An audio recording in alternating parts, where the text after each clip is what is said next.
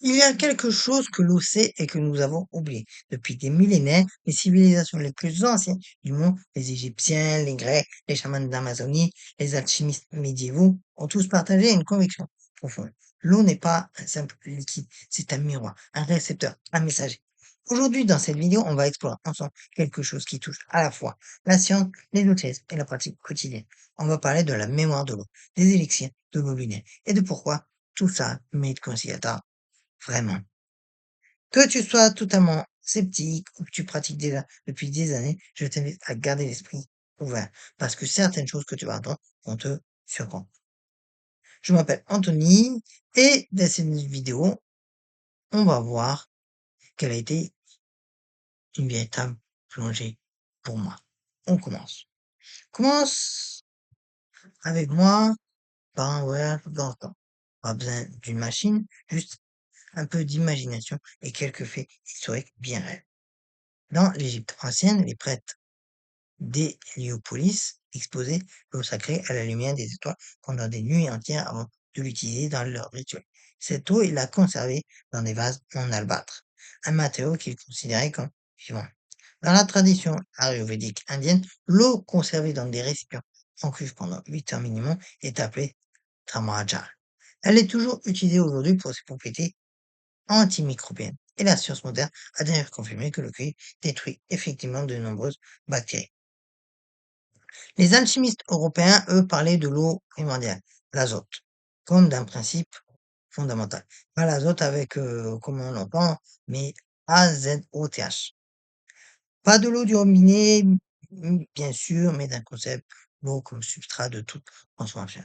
Et dans pratiquement toutes les traditions chamaniques du monde, que ce soit en Sibérie, en Amérique du Sud ou en Afrique subsaharienne, l'eau est le premier outil du guérisseur. Elle absorbe, elle transporte, elle libère. Maintenant, posons les bases scientifiques, parce que même sans invoquer aucune notion ésotérique, l'eau est déjà une substance scientifiquement bizarre. L'eau est l'une des rares substances qui se dilate en refroidissant. C'est pour ça que la glace flotte sur l'eau liquide. Si ce n'était pas le cas, les lacs gèleraient depuis le fond. Et la vie aquatique, telle qu'on la connaît, n'existerait pas. L'eau a une tension de surface exceptionnellement élevée. Elle forme des liaisons hydrogènes extraordinairement complexes et dynamiques, qui se font et se défont des milliards de fois par seconde. Sa chaleur spécifique est l'une des plus élevées de tous les liquides connus. C'est pour ça que nos océans régulent le climat de la planète.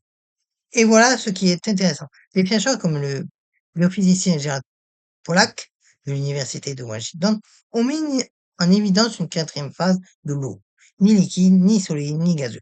Ils l'appellent l'eau EZ, exclusion zone.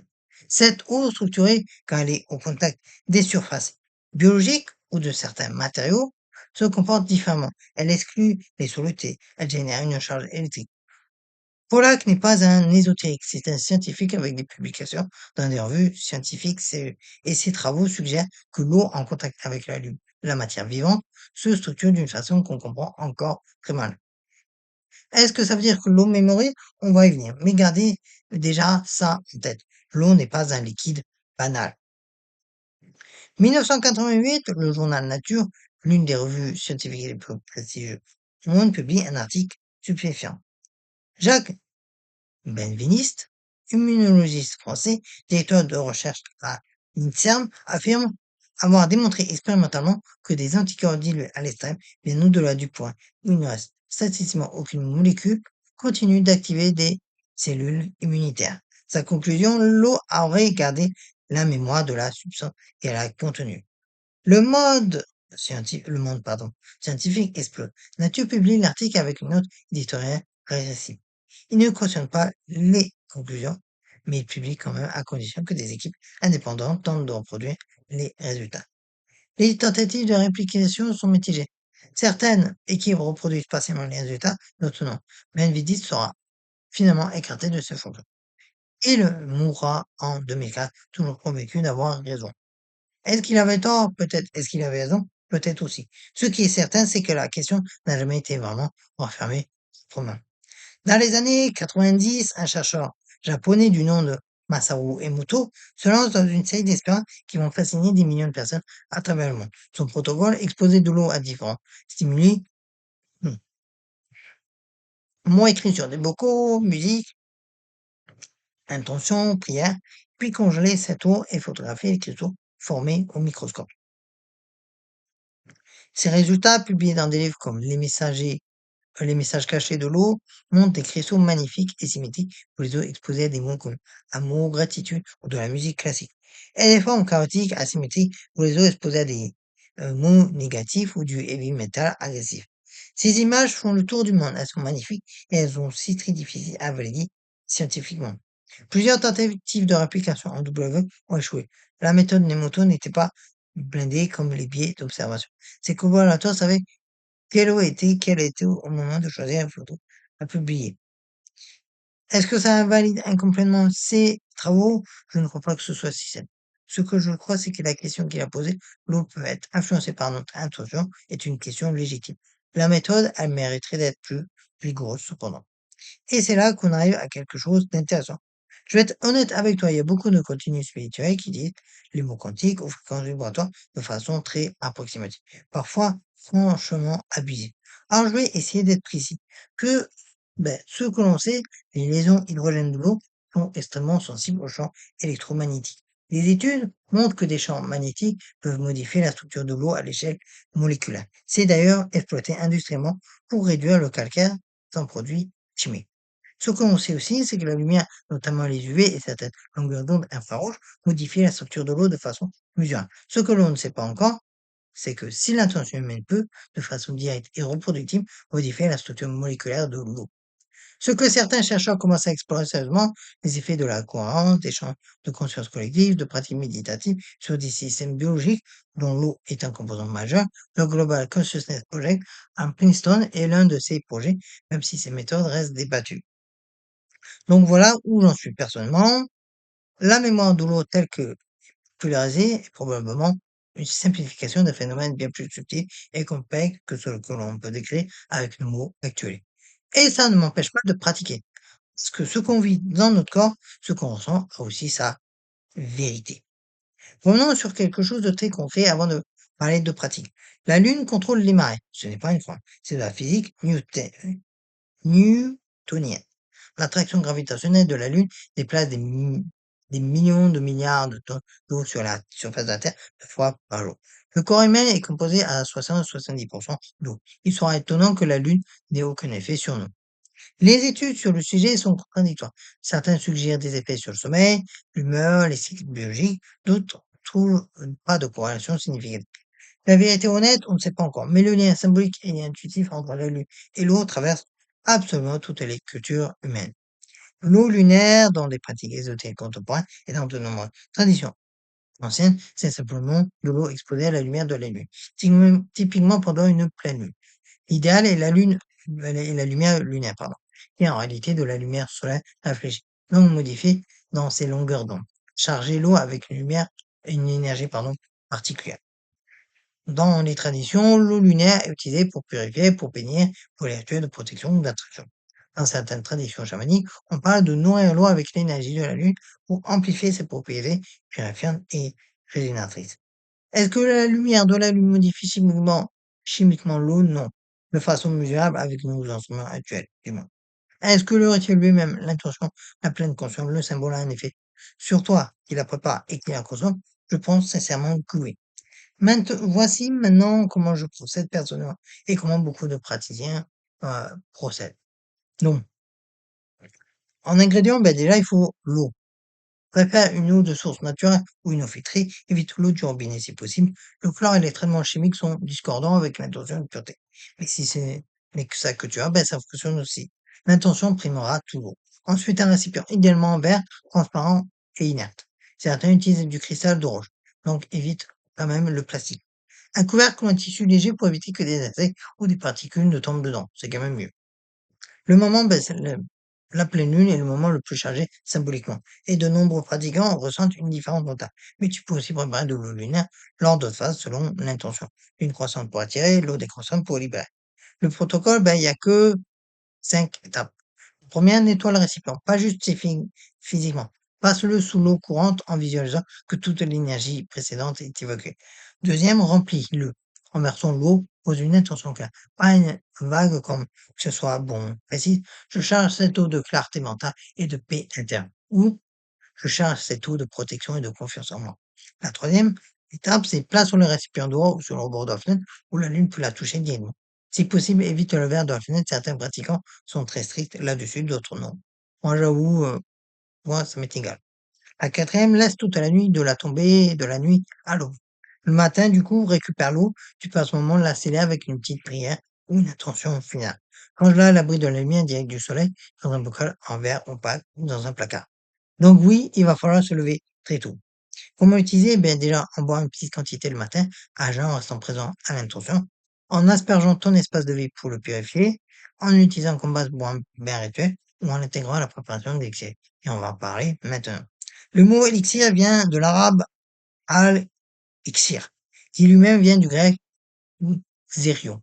Une poudre médicale, les alchimistes arabes médiévaux, notamment Jabir ibn Hayyan, ou 8e siècle, sont parmi les premiers à avoir théorisé des préparations liquides condensant des propriétés particulières. Bien évidemment, si j'ai mal prononcé les mots arabes, ne m'en tenez pas rigueur, parce que j'ai jamais appris cette langue, donc je fais comme je peux. Ensuite, je reviens à ce que je disais. L'élixir de longue vie, recherché par des générations d'alchimistes, était un concept qui mêlait pharmacologie, spiritualité et symbolisme. On ne sait pas toujours si s'il le cherchait littéralement ou métaphoriquement. Dans la tradition hermétique, l'élixir est une substance qui a subi une transmutation, pas seulement chimique, mais énergétique. Elle porte en elle une intention cristallisée. Dans les pratiques contemporaines de cristallothérapie, les élixirs de cristaux, aussi appelés eau de gemme, sont parmi les outils les plus populaires. Le principe exposer de l'eau à des cristaux pour lesquels elles absorbent les vibration. Par contre, attention, je veux être clair ici. Tous les cristaux ne peuvent pas être mis directement dans l'eau. Certains sont solubles, d'autres libèrent des métaux lourds ou des composés toxiques. Dans les cristaux dangereux dans l'eau, donc il y a la malachite, ça libère du cuivre à des doses potentiellement toxiques. La pyrite, elle peut libérer des composés soufrés. Le cinabre contient du mercure, donc toxique. La galène contient du plomb. L'amazonite, qui peut contenir des traces de cuivre. En règle générale, tout cristal dont le nom se termine par "-ite" mérite vérification avant même la mise en contact avec l'eau. Et si vous avez un doute, vérifiez toujours avant. Certains cristaux sûrs, ben, les cristaux sûrs pour un contact direct, il y a le quartz transparent, c'est le plus universel, l'améthyste, la citrine, euh, le quartz, la rose de quartz, pardon, et le cristal de rose. Pour les cristals sur une patient, ben, comme je l'ai dit, tu peux vérifier, mais sinon, utiliser la méthode indienne. Tu poses le cristal autour du récipient ou dans un petit contenant hermétique immergé dans l'eau, mais jamais en contact direct. Voici comment je prépare un élixir de quartz transparent, donc le plus polyvalent. Donc, il faut le cristal de quartz transparent, bien nettoyé, filtrez-le d'abord au courant, éventuellement gros sel, puis énergétiquement, fumigation là-dessous, exposition au soleil ou à la lune, ou sonothérapie. De l'eau de source ou filtrée, un récipient vert. Donc, tu places le quartz au fond du récipient ou contre ses pores extérieurs. Tu verses l'eau en portant ton intention. Le quartz est un amplificateur, il amplifie, y compris ton état intérieur. Arrive donc à ce rituel dans un état centré, posé, pas dans l'énervement ou la précipitation. Et laisse reposer minimum 4 heures. Beaucoup de praticiens préfèrent une nuit entière. Certains combinent élixir de quartz plus exposition lunaire égale eau lunaire chargée au quartz. La posologie traditionnelle, c'est quelques gorgées par jour, de façon consciente et intentionnelle. On peut aussi parler d'une autre forme d'élixir plus proche de la phytothérapie traditionnelle. Les infusions froides ou macérats à queue de plante. La différence avec une simple tisane, c'est que le processus est long, froid et l'intention est centrale. Voici quelques exemples. La lavande macère à froid dans de l'eau lunaire pendant la nuit pour la paix et le sommeil. La rose, les pétales fraîches ou séchés pour l'amour propre et la douceur émotionnelle. L'ormain pour la clarté mentale et la protection. L'amande pour l'énergie et la clarté. Par contre, si tu comptes vraiment consommer ces préparations, vérifie toujours les contre-indications des plants. Certaines sont contre-indiquées pendant la grossesse, en cas de traitements médicaux ou pour certaines pathologies. Ce n'est pas parce que c'est naturel que c'est anodin pour tout le monde. Il n'est pas nécessaire d'avoir de la pleine lune dans les cristaux pour transformer ton rapport à l'eau. La pratique la plus simple et peut-être la plus puissante, c'est la bénédiction quotidienne. Avant de boire n'importe quelle eau, prends 5 minutes, 5 secondes. Tiens le verre entre tes 2 mains, ferme les yeux et pose une intention simple. Pas de formule magique obligatoire. Ce qui compte, c'est que tu sois présent.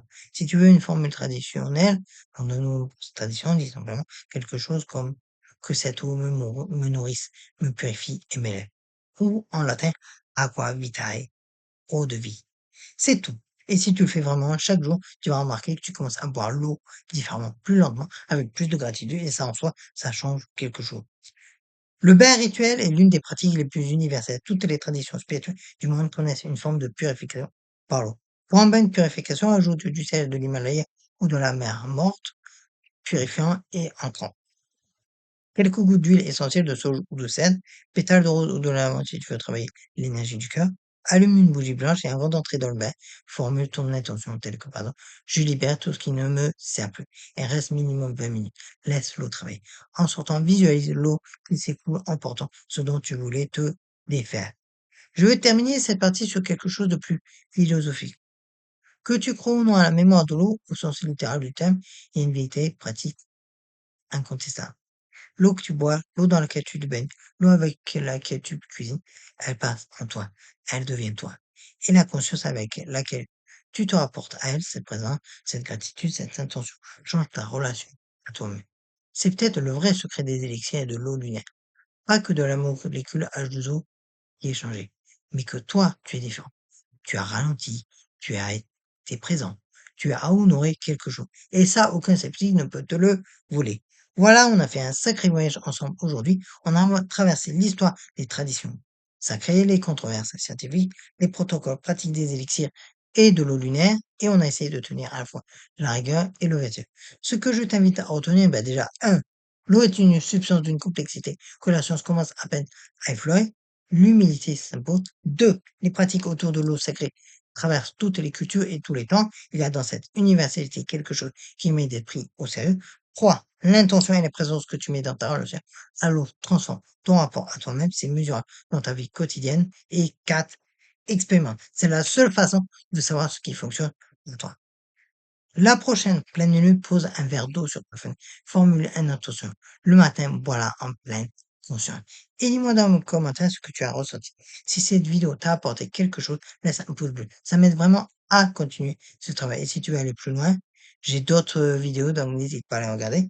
Et on se retrouve très vite dans la prochaine vidéo. Prends soin de toi et prends soin de ton nous.